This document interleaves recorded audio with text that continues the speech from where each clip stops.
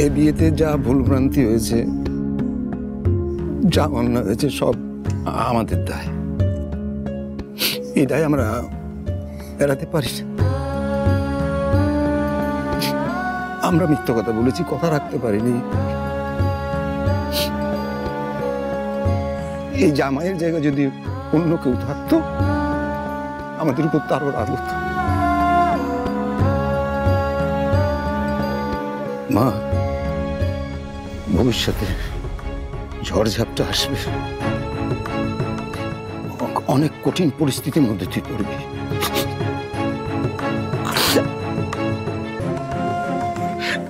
আমি জানি তুই সেসব সামনে যেতে পারবি। আমার সে বিশ্বাস তোর উপর আছে, সব পারবি। শুধু বাবার কথাটা মনে রাখিস। তুমি চিন্তা করো না বাবা, তোমার সব কথা আমি মনে রাখবো। আয় আয় তো, আয় মনি।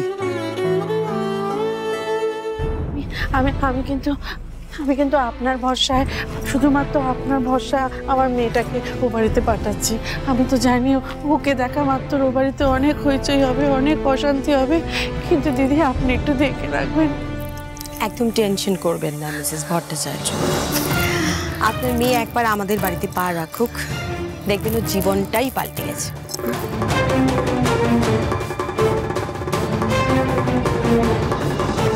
শুধু খড়ির নয়, আপনার জীবনটাও পাল্টে যাবে মিসেস ভট্টাচার্য। এবার সারাটা জীবন আপনি আর আপনার মেয়ে বসে বসে আফসোস করে বলবে, উফ, কেন যে বড়লোকের বাড়িতে বিয়ে করার স্বপ্নটা দেখলাম। মা,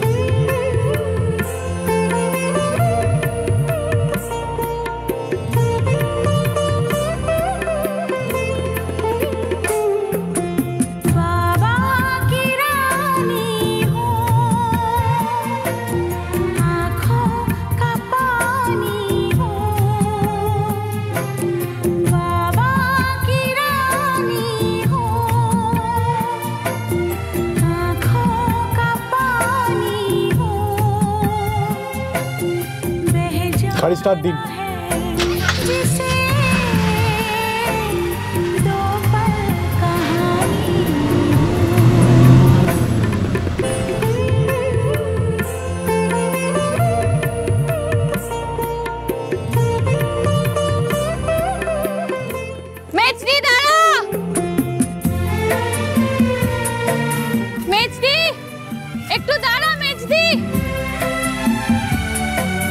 দাদা, একটু গাড়িটা দাঁড় করান না।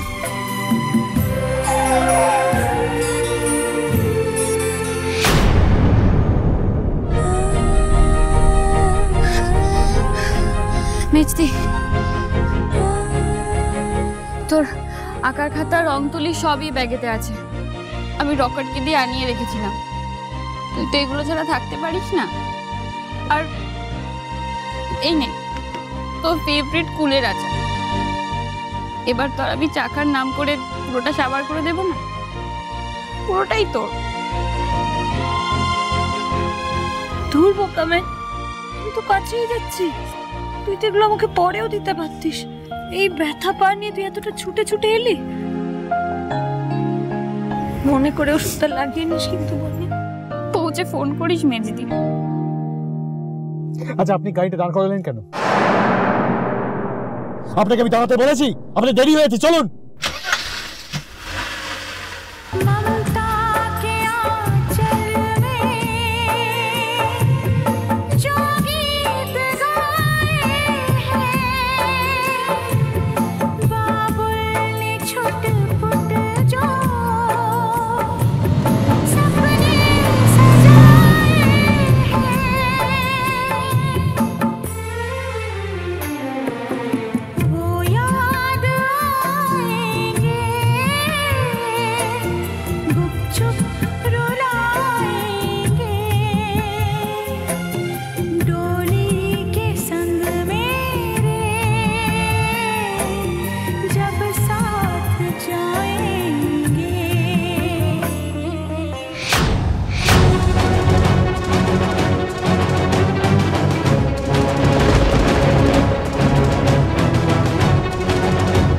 কান্নাটা বন্ধ করুন। আপনি যা চেয়েছিলেন তা তো পেয়ে গেলেন, ঋদ্ধিমান সিংহ রায়ের পাশে বসে তার বউ হয়ে তার বাড়ি যাওয়া। তাহলে কান্না কিসের? তবে একটা কথা জেনে রাখুন, এই গল্পটা এখানেই শেষ নয়, বরং শুরু। আর এই গল্পের পরের পার্টটা লিখবো আমি।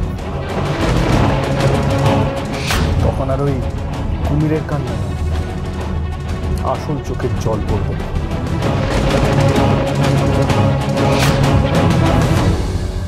আজ আপনি সত্যিটা না জেনে আমাকে বারবার দোষারোপ করছেন, কিন্তু একদিন ঠিক জানতে পারবেন আপনার মতন আমিও এই পরিস্থিতির শিকার। ভাই এটা অন্যায় করছে খড়ির ওপর। আমার মন বলছে উনি কোনো অন্যায় করেননি।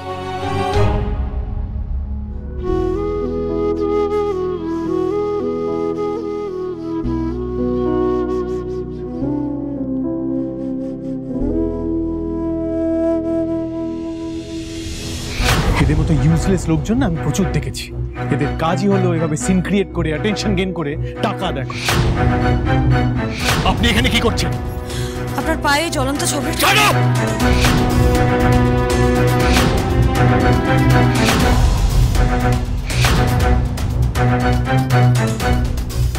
এটা আপনার প্ল্যান, তাই না?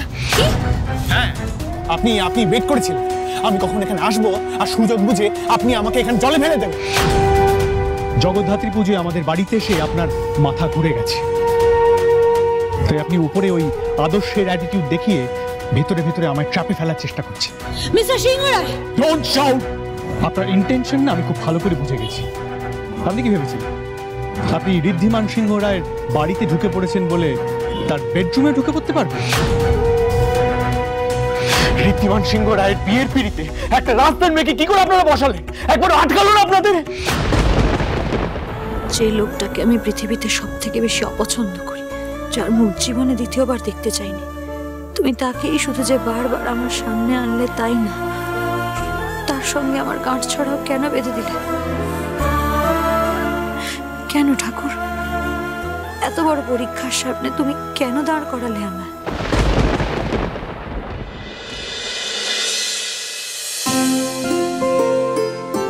বড় বাবা দূর্বা লাগবে তো, আছে তো? হ্যাঁ মা, এই তো। ও হ্যাঁ, এই তো, এটাই হবে। দিয়ে ঠিক আছে। হ্যাঁ হ্যাঁ, দিয়ে দাও, এগুলো দিয়ে দাও। সবই তো ঠিকঠাকই আছে মনে হচ্ছে, শুধু ওরা এলে প্রদীপটা জ্বালিয়ে দিও, কেমন? সেটাই তো মা, ওরা কখন আসবে বলুন তো? একবার ফোন করে জানাতে পারতো তো যে ওরা রওনা দিয়েছে ওখান থেকে। কেউ ফোন করে না, কেউ না মা। না বড় বৌমা, তুমি এত উতলা হয়েও না, ওরা ঠিক এসে পড়বে খন। আচ্ছা, বড় খোকা কি আজকের দিনেও একবার নিচে নামবে না? এই তো মা,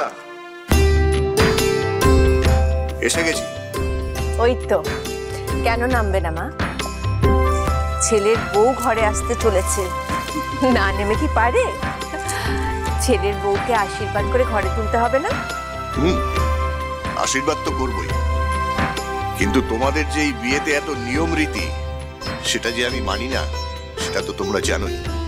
আসলে আমার কাছে বিয়েটা হচ্ছে মনের মিল।